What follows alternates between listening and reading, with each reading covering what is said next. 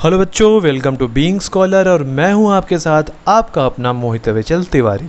तो बच्चों, last class में मैंने शुरू किया था फ्रेंच रेवोल्यूशन। फ्रेंच रेवोल्यूशन में मैंने छोटी सी स्टोरी बताई थी और बताया था कि ये रेवोल्यूशन हुआ क्यों था। फिर आपको लुई 16 के बारे में थोड़ा बहुत बताया था और फिर ये बताया था कि उसके टाइम पे जो गवर्नमेंट की ट्रेजर थी वो एम्प्टी क्यों हो गई थी। तो कई सारे रीज़न हमने देखे थे। तो अब बेटा हमें जब फ्रांस के रिवॉल्यूशन के बारे में पढ़ना है, तो फ्रेंच रिवॉल्यूशन अगर पढ़ना है बेटा, तो जब तक हम फ्रांस की सोसाइटी के बारे में नहीं जानेंगे तो क्या हमारा फ्रेंच रिवॉल्यूशन अच्छे से पढ़ने का सपना पूरा हो पाएगा? नहीं हो पाएगा। तो फ्रेंच रिवॉल्यूशन में जो आज हमारा डिस्कशन का टॉपिक है वो है सोसाइटी ऑफ फ्रांस। उस टाइम पे सोसाइटी ऑफ फ्रांस कैसा हुआ करता था। तो फ्रेंच रेवोल्यूशन के टाइम पे जो सोसाइटी थी वो कैसी थी, तो उसी सोसाइटी के बारे में हमें आज क्या करना है, पढ़ना है। चलिए अब शुरू करते हैं इस सोसाइटी के बारे में। तो बेटा सोसाइटी को ना उस टाइम पे 3 स्टेट्स में बांट दिया गया था। ठीक है, 3 स्टेट्स कहने का मतलब एक पहला जो था कह देते हैं फर्स्ट स्टेट, दूसरे को कहते थे सेकेंड स्टेट और जाहिर सी बात है तीसरे को क्या बोलेंगे, थर्ड स्टेट। ओके, अब फर्स्ट स्टेट, सेकेंड स्टेट और थर्ड स्टेट, 3 तरह के स्टेट में फ्रांस की सोसाइटी बटी हुई थी। तो पहला जो स्टेट था इसमें ऐसे लोग रहते थे जो कि चर्च में पादरी वगैरह थे, है ना। चर्च वाले जो लोग थे वो लोग पहले स्टेट में थे। आप लोग अगर कभी चर्च गए होंगे तो आप लोगों ने देखा होगा वहाँ पे एक पादरी साहब होते हैं जिनके गले में एक क्रॉस लटक रहा होता है। क्रॉस यहाँ लटका दिया मैंने टेढ़ा करके। तो भाई साहब ऐसा क्रॉस लटकाए हुए और हाथ में किताब लिए हुए जो इंसान होते हैं उन्हें हम क्या कहते हैं, पादरी कहते हैं।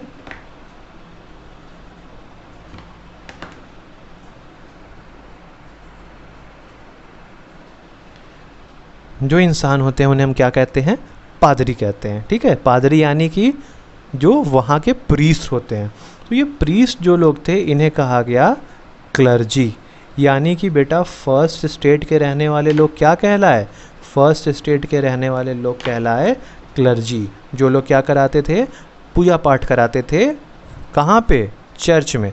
और इनके सर पे एक बड़ी सी टोपी भी होती थी। ठीक है, अब बात करते हैं सेकंड स्टेट के बारे में। तो सेकंड स्टेट था नोबिलिटी का। अब नोबिलिटी की बात करें तो हमने अभी लास्ट क्लास में ही डिस्कस किया था कि भाई एक ऐसा इंसान जिसके माथे पे क्या हो, क्राउन हो, वो क्या कहलाएगा, किंग कहलाएगा, है ना।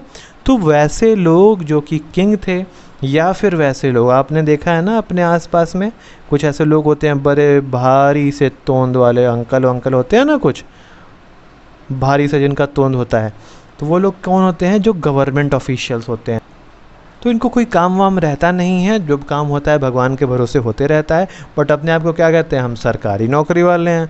भैया वैसे सरकारी नौकरी का डिमांड बहुत है आजकल। सरकारी नौकरी है तो भाई किसी की भी शादी हो जाती है। खैर टॉपिक से नहीं भटकते, हम वापस आते हैं सेकंड स्टेट पे। तो सेकंड स्टेट में वैसे लोग थे जो या तो राजा महाराजा हों या फिर गवर्नमेंट ऑफिशियल्स हों। तो ऐसे लोगों को क्या कहा गया, ऐसे लोगों को कहा गया नोबिलिटी कहा गया, नोबिलिटी। ठीक है, क्लर्जी वो लोग जो कि क्या थे बेटा, प्रीस्ट थे। कहाँ पे, चर्च में, याद रखना। नोबिलिटी में हम किनको डाल सकते हैं, आप किंग को डाल सकते हो, किंग के अलावा गवर्नमेंट के ऑफिशियल्स को डाल सकते हो। ठीक है, नोबिलिटी में। अब बात करते हैं थर्ड स्टेट की। भाई थर्ड स्टेट बहुत मतलब क्या कहा जाए, सबसे ज़्यादा परेशान जो था वो थर्ड स्टेट था। थर्ड स्टेट में आते हैं हमारे आम आदमी। अब आम आदमी काम क्या करता होगा, आजकल तो आम का सीज़न चल रहा है, आप लोग अपने अपने आम खा ही रहे होगे। तो बस वही मैंगो मैन की हम लोग भी बात करेंगे यहाँ पे कि भाई साहब ये आम आदमियों को थर्ड स्टेट में क्यों रखा गया था और क्या सब लोग एक ही जैसा प्रोफेशन प्रैक्टिस करते थे। तो इसका जवाब है नहीं। कुछ ऐसे लोग थे इसमें से, कुछ ऐसे 1-2 लोग थे जो क्या करते थे, बिजनेसमैन थे। सबसे पहली बात है, इस थर्ड स्टेट का कोई अलग से नाम नहीं रखा गया था, इसको बस ये कहा गया था अदर पीपल। यानी अदर जितने भी पीपल थे सब कहाँ आ जाते हैं, थर्ड स्टेट में। तो भाई अब आते कौन कौन है इसमें, तो आइए देख लेते हैं कौन कौन से आते हैं।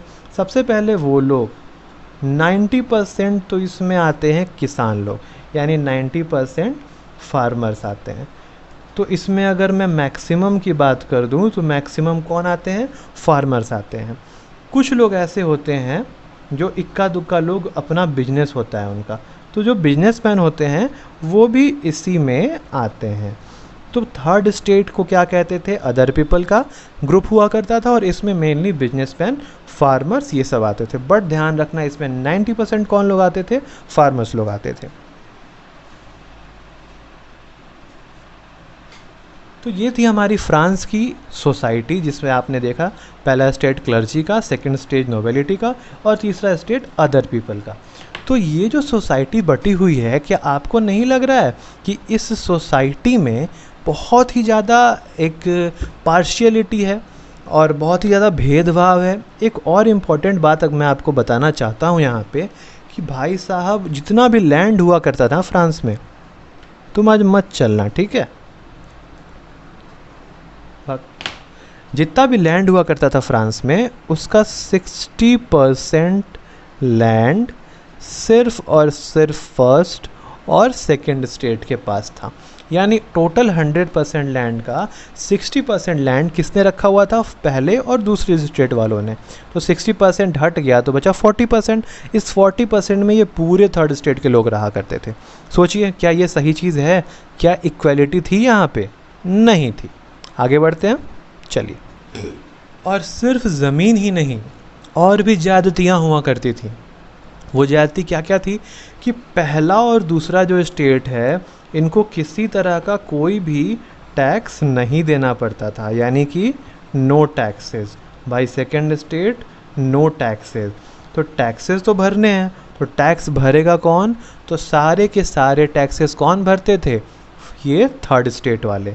थर्ड स्टेट वाले सारे टैक्स भी भरते थे, और ये थर्ड स्टेट के लोग पहले स्टेट और दूसरे स्टेट के लिए काम भी किया करते थे। अब जॉब्स तो सबके पास थी नहीं, तो थर्ड स्टेट पे सबसे ज़्यादा भार क्या क्या था, मैं इसको यहाँ से हटाता हूँ 1 मिनट के लिए, ताकि इंपॉर्टेंट चीज़ें लिख दूँ यहाँ पे।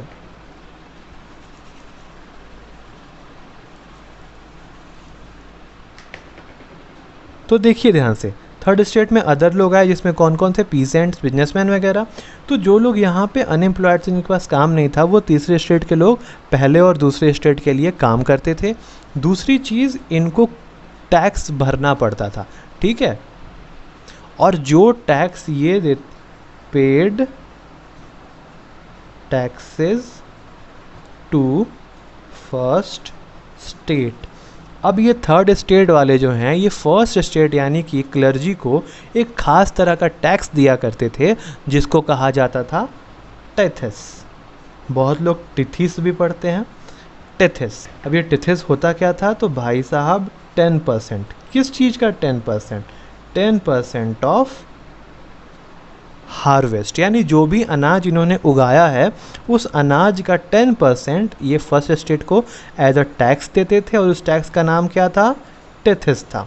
तो अभी तक एक ओवरव्यू में बताऊं तो ओवरव्यू यही बताना चाहूँगा मैं कि फ्रेंच रेवोल्यूशन के टाइम पे सोसाइटी में 3 तरह के स्टेट हुआ करते थे, फर्स्ट, सेकंड और थर्ड। फर्स्ट स्टेट वाले कौन थे? क्लर्जी, यानी कि जो चर्च के प्रिस्ट हुआ करते थे, और वो कोई टैक्स नहीं देते थे। सेकंड स्टेट में नोबिलिटी कहते थे, सेकेंड स्टेट वालों को नोबिलिटी कहते थे, जिसमें किंग और गवर्नमेंट ऑफिशियल्स आया करते थे, ये भी कोई टैक्स नहीं देते थे।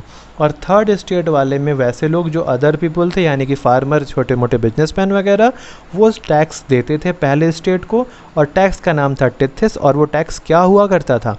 जितना भी इन्होंने अनाज उगाया है, उसका 10% ये फर्स्ट स्टेट को दे देते थे, और इनको शर्म भी नहीं आती थी कि इनसे ले रहे हैं।